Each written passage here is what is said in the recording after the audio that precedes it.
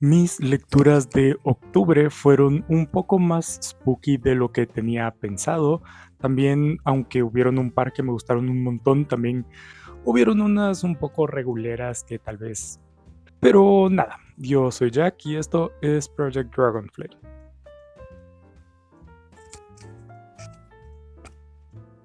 También la gran mayoría de mis lecturas fueron de libros de menos de 200 páginas, entonces este video más o menos sirve como una segunda parte o una continuación del video anterior del canal que fue recomendándoles libros de este estilo.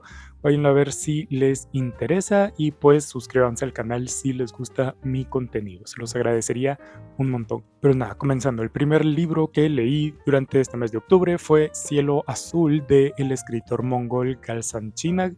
Esta es una novela de crecimiento más o menos en la que seguimos a un joven en una de las tribus nómadas de las estepas de Mongolia.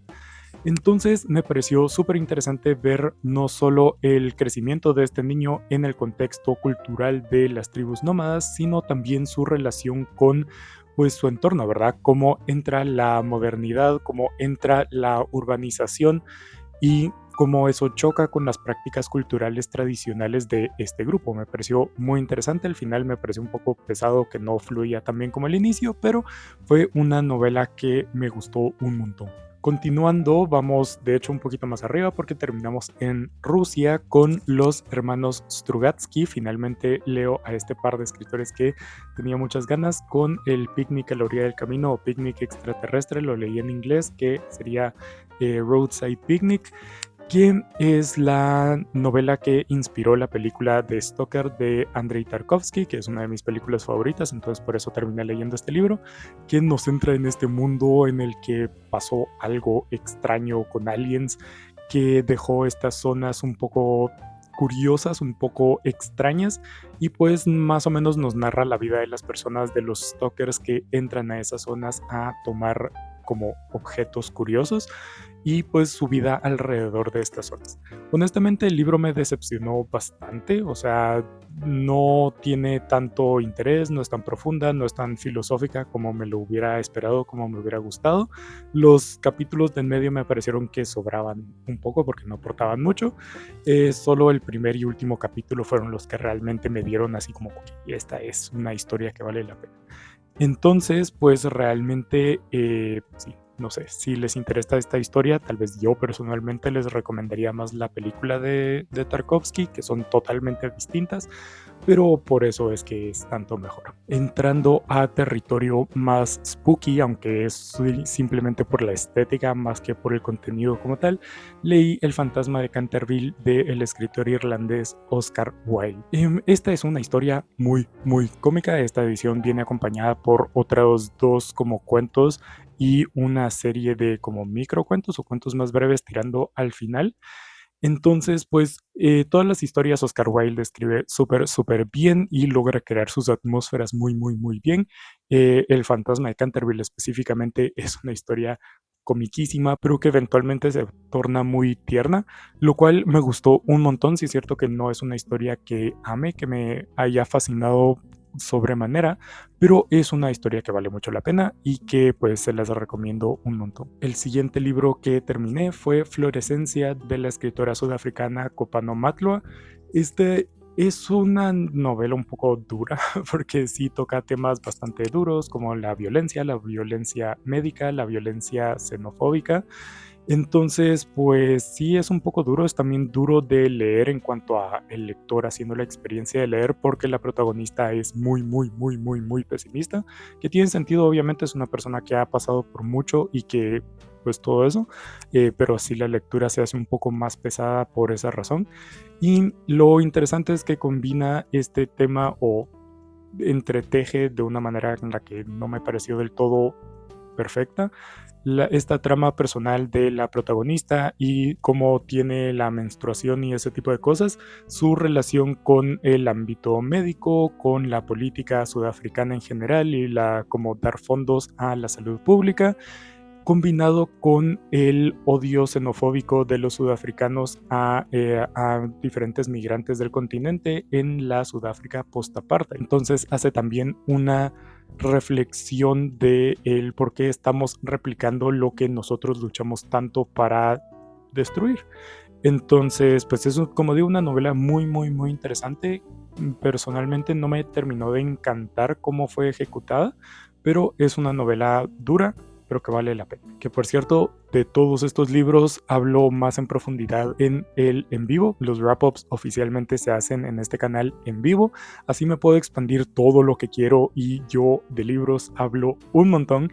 Entonces pueden ir ahí si quieren escuchar mis opiniones más a profundidad, mis reflexiones un poco más a profundidad y pues todo ese tipo de cosas. Entonces se los dejo abajo en la descripción y pues como digo se los recomiendo un montón y les recomiendo también suscribirse para no perderse el próximo y participar, ¿verdad? Estar ahí en el chat y comentar. Después de Florescencia terminé una colección de cuentos que llevaba leyendo pues unos días, que es el último catún del escritor guatemalteco Carlos René García Escobar.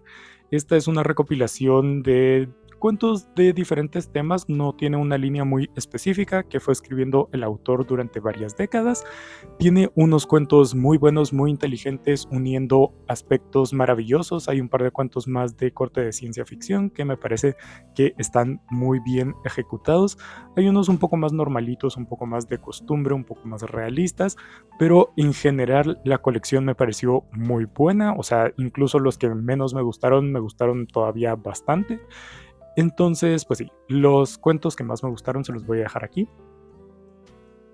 Y ya, probablemente la corona de este mes se la lleva el Antris de Brandon Sanderson. A Sanderson lo menciona todo el mundo y todo el mundo lo ama y todo el mundo habla maravillas de su escritura y de sus mundos y de su magia y de su todo. Yo estaba un poco escéptico, pero finalmente me dije que, ok, toca. O sea, vamos a leerlo, vamos a darle una oportunidad a ver cuál es todo este hype. Y honestamente me gustó un montón. Es una de las historias de fantasía que más me ha gustado leer de los últimos años. Sí es cierto que no he leído mucha fantasía estos últimos años, pero me recordó el amor que le tenía al género más en mi juventud.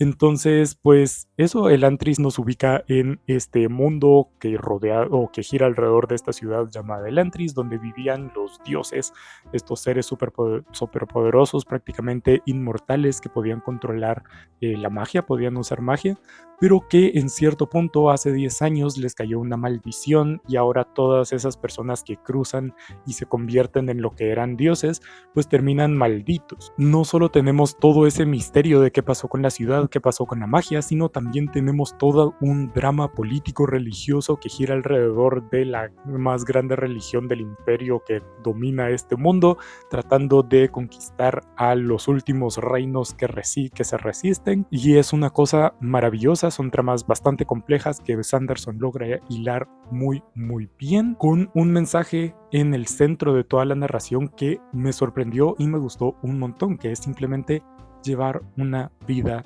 digna y lo importante que es eso para el ser humano.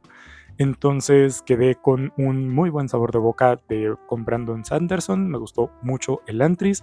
Recomiéndenme sus libros autoconclusivos. No voy a empezar a leer sus sagas, todavía no me enamoró tantísimo como para hacer eso. Sus libros autoconclusivos, si ustedes han leído alguno que les guste especialmente, díganme abajo en los comentarios cuál es.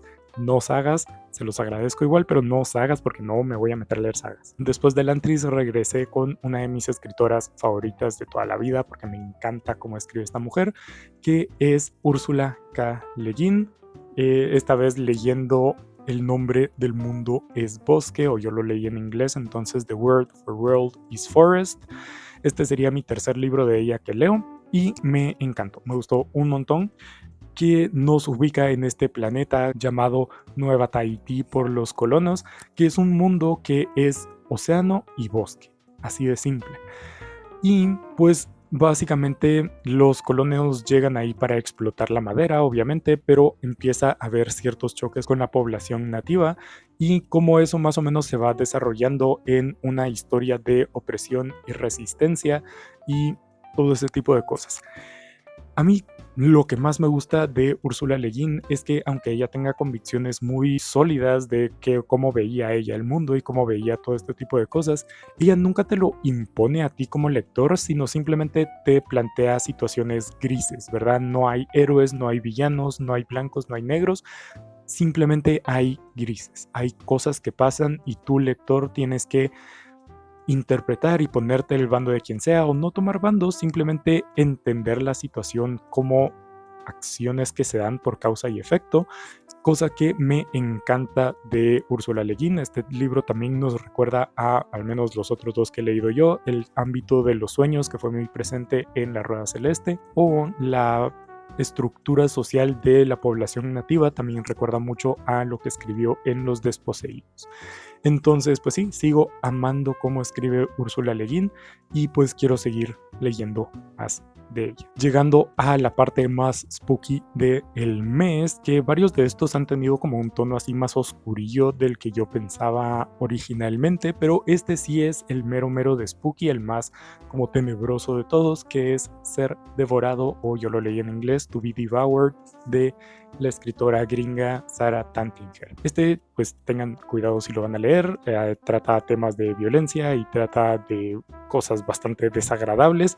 La cosa es que sigue a esta joven que está un poco obsesionada con su novia, que pues básicamente digamos que van pasando cosas cada vez más perturbadoras y eventualmente se obsesiona también con lo que representan los zopilotes y pues hace esa conexión de cómo quiere ser como ellos y ese tipo de cosas. La cosa es que todo se va volviendo cada vez más y más y más y más perturbador. De este libro hablé un poquito en el video que hice sobre el simbolismo de lo grotesco y ser devorado y todo eso hace unas semanas. Entonces, pues si les interesa más a profundidad, vayan a ver ese. Y pues el libro como tal no me encantó, sí es cierto que me despertó bastante, o sea, yo pensé que no me iba a dar tanto asquito, pero sí que me dio. Es como digo muy interesante el tema del canibalismo y el ser devorado y el devorar, que pues por eso hice ese video, pero aparte de eso me pareció una novela muy Stephen King, o sea, con muchos aspectos típicos de Stephen King, entonces si les gusta ese señor, pues tal vez les guste este libro. A mí personalmente Stephen King no es mi cosa favorita, entonces pues eso para mí le bajó un poquito. Y pues que también fuera de lo grotesco sí que hay fondo, pero tampoco hay un fondo tan profundo como me hubiera gustado. Entonces Ser Devorado me gustó, es curioso, es interesante para pensar, pero tampoco me encantó. De la prácticamente otra esquina del mundo leí Man Tiger del escritor de Indonesia Eka Karnewa. Esta es una novela que le tenía un poco de... O sea, tenía expectativas y me terminó decepcionando porque no cumplió nada de eso. Básicamente tenemos una novela que yo sentí muy como un homenaje a Crónica de una muerte anunciada de Gabriel García Márquez, en la que pues nos comenzamos con el asesinato de un señor en este pueblo bastante pequeñito en Indonesia. Y un poco de por qué, o sea, se sabe quién fue el asesino, pero no se entiende por qué. Ellos nunca tuvieron ningún problema, ellos nunca pelearon, ninguno de ellos fue conocido por ser como especialmente problemático, ni el asesino como ser violento.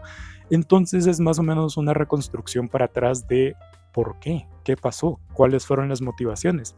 Todo eso con un toquecito de realismo mágico, con una tigresa que vive dentro del protagonista, que esto es la sinopsis de la contraportada, entonces no les estoy spoileando nada. ¿Cuál fue mi principal problema? Es que el realismo mágico no abarca nada, o sea, solo es mencionado un par de veces y nada más, no tiene muchísima más presencia, cosa que me decepcionó un poquito. Lo otro es que buena parte de la novela me pareció totalmente inconsecuente. Sí es cierto que habla de temas importantes como la violencia intrafamiliar, pero no tenía, o al menos yo siento que hay aspectos que no aportan, entonces que se pudieran haber quitado. Porque pues eso, ¿verdad? Hay muchas páginas que no dicen nada. Entonces, pues fue interesante leer Man Tiger, pero tampoco me pareció una lectura que valiera tantísimo la pena. Otro también bastante oscurillo que leí a finales del mes fue Te di ojos y miraste las tinieblas, de la escritora catalana Irene Sola. Este libro le tenía un tanto de expectativa por lo oscuro, por lo misterioso que siempre he escuchado mencionar este libro, que no es como muy fácil de entender y que es un poco así como muy onírico. Y eso es cierto y me gustó mucho esa estética, todo eso tan oscuro, todo eso medio gótico, todo eso así. Pero personalmente no me encantó este libro y al final de la novela hay una nota de la autora como explicando o mostrando todas las fuentes de investigación que tuvo para escribir la novela, y eso a mí me hizo sentir como que lo que estaba leyendo o lo que sentí cuando leía la novela es que no es una novela como tal, sino fue un collage, una mezcolanza de diferentes personajes del folclore catalán, del ideario catalán, y simplemente para mostrarlos, porque yo sentía a medida que leía que habían muchos personajes que no aportaban, que o sea, aparecían una vez, hacían algo así en medio en los bordes y desaparecían y no se volvían a mencionar. Entonces eso me desconcertó un poquito. Sí es cierto que eso hace que sea un poco más difícil seguir quién es quién, porque hay personajes, como digo, que aparecen y desaparecen, entonces no los recuerdas, entonces quién hizo eso, entonces puede que haya sido uno de los principales, pero no. La cosa es que complica un poco más el entender y seguir la pista de los personajes.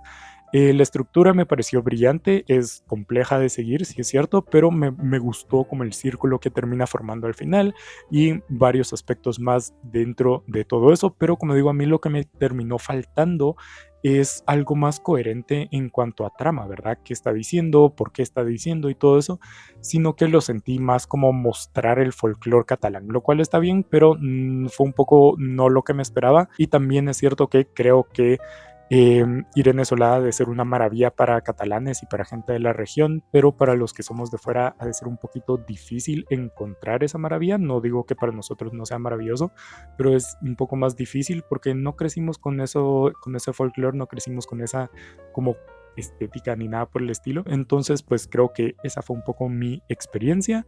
Entonces, pues sí, interesante lectura, pero pues eso. No sé, díganme abajo en los comentarios cuál es su experiencia habiendo leído este libro. Este es uno bastante popular, entonces asumo que varios de ustedes lo han hecho. La última novela que les voy a estar comentando es Los de Abajo, de el escritor mexicano Mariano Azuela. Esta es una novela de la Revolución Mexicana que en cuanto a narración y en cuanto al libro está ok, o sea, no es una narración fabulosa, no es algo así como que destaque por su estilo ni nada por el estilo, está simplemente bien, cumple su función.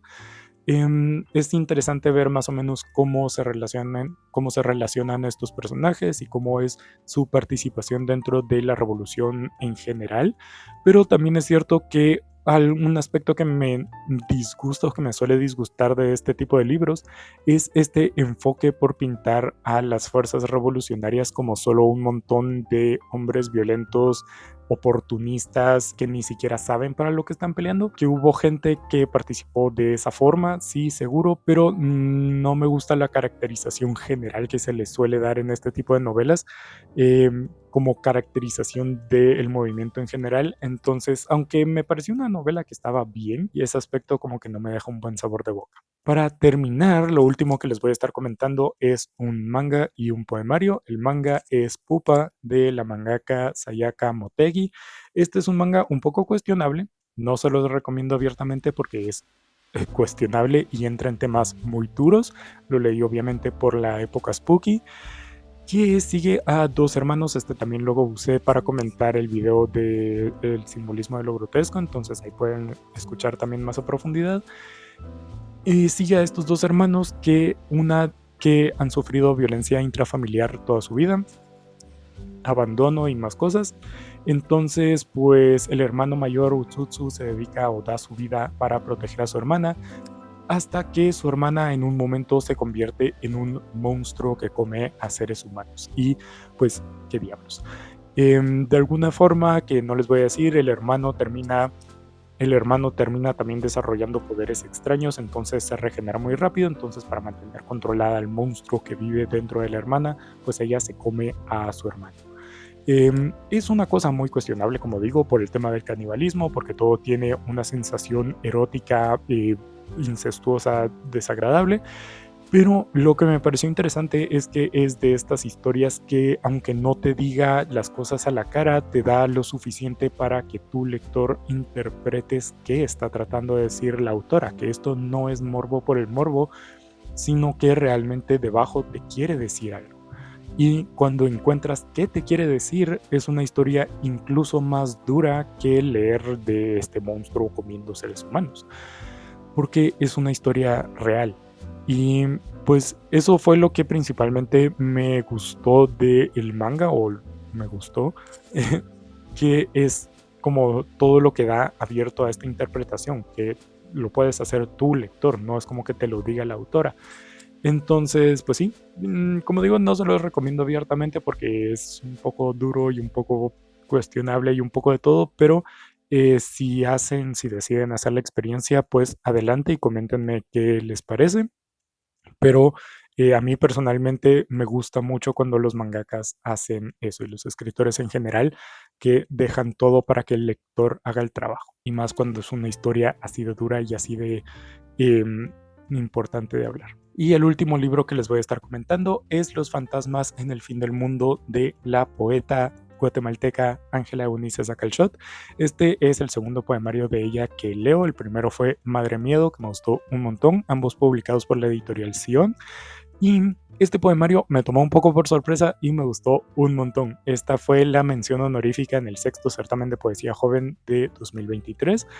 Y lo que más me sorprendió y lo que más me gustó es que, y que no me debería haber sorprendido porque Madre Miedo es bastante similar, es que es un poemario temático. Es un poemario que tiene un concepto central que guía cómo van a desarrollarse los poemas. Este es uno más narrativo, incluso, que te cuenta una historia a través de los poemas. Una historia apocalíptica y postapocalíptica, hablando un poco de un montón de cosas, del amor, de la memoria, de las redes sociales y de este mundo artificial en el que vivimos, de pantallas y todo ese tipo de cosas, y la polarización que eso genera y el odio y todo ese tipo de cosas, que me pareció honestamente muy, muy, muy interesante de navegar este poemario. Lo tengo que releer varias veces más, para encontrar otras de esas líneas que como hilan esta narración en forma de poemas. Me gustó un montón, como digo, lo repito. Entonces, si tienen la oportunidad de leer este poemario, se los recomiendo un montón. Pero nada, esas fueron todas mis lecturas durante el mes de octubre. Cuéntenme abajo en los comentarios si han leído alguna de estas, qué les ha parecido, qué tienen que opinar. También coméntenme cuál fue su mejor lectura o cuál fue alguna lectura que hicieron durante el mes de octubre, o simplemente cualquier cosa que me quieran comentar. No tiene que ser nada relacionado con eso. Pero pues nada, otra vez suscríbanse al canal si les gusta el contenido. Síganme en mis redes sociales, Instagram, Goodreads, para estar siempre pendientes de lo que leo y lo que voy a estar leyendo durante este mes de noviembre. Pero nada, muchas gracias por ver y nos vemos en la siguiente.